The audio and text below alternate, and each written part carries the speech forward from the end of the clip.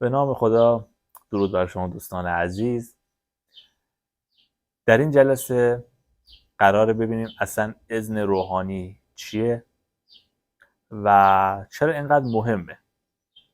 عزیزان به جرئت میتونم بگم که اذن روحانی مهمترین فاکتور در اجابت طلسمات شماست، در اجابت دعاهای شماست، در اجابت آیین‌های شماست. اگر اذن روحانی وجود نداشته باشه، اگه شما تمام اصول و دستورات اون طلسم یا دعا رو هم رعایت کنید، درصد موفقیت شما بسیار پایین خواهد بود. خب حالا ببینیم اذن روحانی چیه. عزیزان اذن روحانی از دو قسمت تشکیل شده. یکی اذن که یعنی اجازه است و دوم روح یعنی اجازه روح. خب داستان از چه قراره؟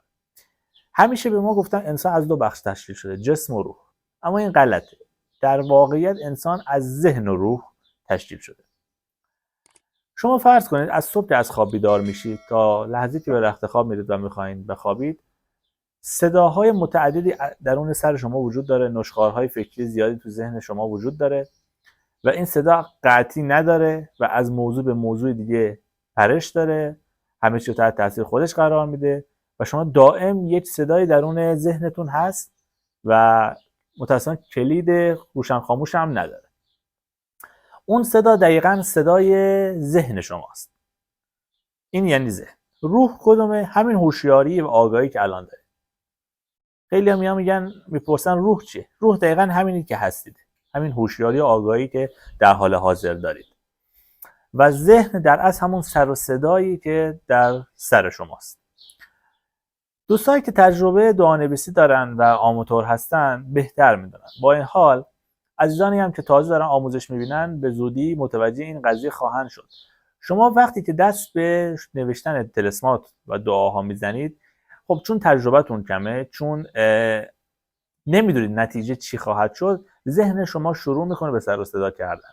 یعنی چی؟ ببینید عزیزان، ذهن زمانی که شما اقدام به انجام کاری میکنید که نتیجهش نامشخصه و اون کار برای اولین باری که دارید انجام میدید شروع میکنه به سر و صدا کردن، شروع میکنه به بافتن یک سری مطالب تا تمرکز شما رو از بین ببره، تا شما رو از انجام اون کار منصرف کنه و این کاهش تمرکز نتیجتا باعث میشه که شما یا تو حین نوشتن طلسمتون اشتباهی کنید. خب طبیعتا عزیزان قلم‌های ما به گونه‌ای که شما نمیتونید مثل پاک کن بردارید پاک کنید و از طرف ما زمانمون هم محدوده. یک بازه مشخصی داره در دعانویسی که به زودی بهتون آموزش خواهیم داد.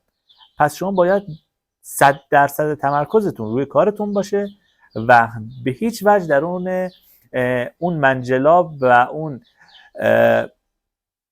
چاله‌ای که ذهنتون براتون داره آماده میکنه نیفتید و گیر نکنید. ببینید شما نباید به صدای ذهنتون توجه کنید. همین الان هم خیلی از ساحرین بزرگ در هنگام نوشتن طلسمات و خواندن عظمت‌ها ذهنشون شروع به مقاومت میکنه. اما ساحر واقعی کسیه که به این صداها توجهی نکنه. پس عزیزان نکته مهم چیه؟ این قطع کردن صدای ذهن. اذن روحانی در یک جمله به صورت خیلی ساده بخوام بهتون بگم و هیچ کس به این شکل به شما نمیگه، یعنی جدایی ذهن و روح.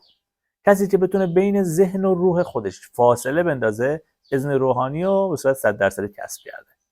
کسی که بتونه ذهن خودش رو خاموش کنه، اذن روحانی رو به دست آورده. حالا چه در راستای طلسمات خیر یعنی رحمانی و علوی، چه در راستای طلسمات شر یعنی طلسمات سفلی. پس عزیزان اگر بتونید صدای ذهن رو نادیده بگیرید، اگر بتونید بین ذهن و روحتون فاصله بیاندازید، اگر بتونید کنترل کنید این صدا رو، شما به اذن روحانی رسید. خب چجوری میتونیم به این نقطه برسیم؟ بر اساس ریاضت. عزیزان اذن روحانی پایه و اساسش ریاضت و تصفیه یا تزکیه نفسه. حالا این ریاضت میتونه ریاضت‌های خیر باشه، ریاضت‌های درست باشه که در اجابت دعاهای رحمانی و طلسمات علوی مورد استفاده قرار میگیره. چون گفتم اذن روحانی مهمترین بخش از شروط عامه. یا که طلسمات شما سفلی باشه و باید ریاضت‌های غیر اصولی و ریاضت‌هایی که شما رو به سمت کفر و تاریکی سوق میده رو انجام بدید. اینا رو به صورت کامل براتون توضیح خواهم داد. پس اذن روحانی شد فاصله بین ذهن و روح. کسی که صدای ذهن رو بتونه کنترل کنه، کسی که بتونه صدای ذهن رو نادیده بگیره، به اذن روحانی رسیده. ببین عزیزان، چرا این صدای ذهن حین نوشتن طلسمات زیادتر از حالات دیگه میشه؟ شما به محض اینکه بخورات رو روشن میکنید، به محض اینکه در اون بازه زمانی مشخص قرار میگیرید، به محض اینکه عزیمت یا ذکر یا اذکاری رو میگید، به محض اینکه دست به قلم میشید و نام موکل رو مینویسید، موکل ها آنن در اون محیط حضور پیدا میکنن. خب طبیعتا چون مادی نیستن، شما حضور اونها رو حس نمیکنید، نمیبینید. به مرور زمان هرچی که جلوتر میرید بیشتر احساس میکنید که حضورشون چقدره و چقدر شما رو احاطه کرده. خب حالا فرض کنید شما درهای معبد ماورای به روی خودتون باز کردید، شما در خونتون رو باز کردید و این موجودات اطراف شما حضور پیدا کردن. خودتون نیاز به تمرکز دارید. حالا از قضا موجودات دیگه تو اون محیط حضور دارن به نام عمار مکان که نه از شما خوششون میاد و نه چشم دیدن این موجودات رو دارن. چرا؟ چون اون مکان رو خونه خودشون میدونن و عملا میگن این موجودات بی اجازه وارد محیط و محل کسب و زندگی ما شدن.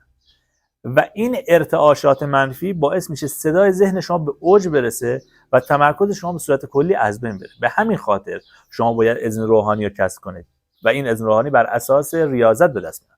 به همین خاطر شما باید خودتون رو تحسین کنید، یک حصاری دور خودتون ایجاد کنید که حضور موکلین نتونه تأثیر منفی روی شما بذاره، چون کاری نداریم خیرن یا شر، کلا حضورشون سنگینه. شما باید اسراف انجام بدید، عمار مکان رو، اون موجودات که تو مکان حضور دارن رو اخراج کنید به صورت موقت که با این موکلین درگیر نشن و نتونن سایه منفی روی قدرت طلسمات شما بندازن. چون عزیزان طلسم قدرت اصلیش رو، انرژیش رو از شما میگیره، چه حالا اون انرژی مثبت باشه چه منفی. موکلین خودشون از خودشون مایه‌ای نمیذارن، اونا از انرژی شما تغذیه خواهند کرد. پس در یک جنبندی اذن روحانی شد ایجاد فاصله بین ذهن و روح. کسی که بتونه ذهن رو نادیده بگیره به سرحد اذن روحانی رسیده و عملا تو میگه اذن روحانی کسب کرده. این که حالا اذن روحانی رو چگونه برای دعاهای رحمانی به دست بیاریم، چگونه برای طلسمات علوی به دست بیاریم، چگونه برای طلسمات سفلی به دست بیاریم رو در ویدیوهای آینده به صورت کاملا شفاف و گسترده توضیح خواهیم داد. ممنون که ما رو همراهی میکنید. یا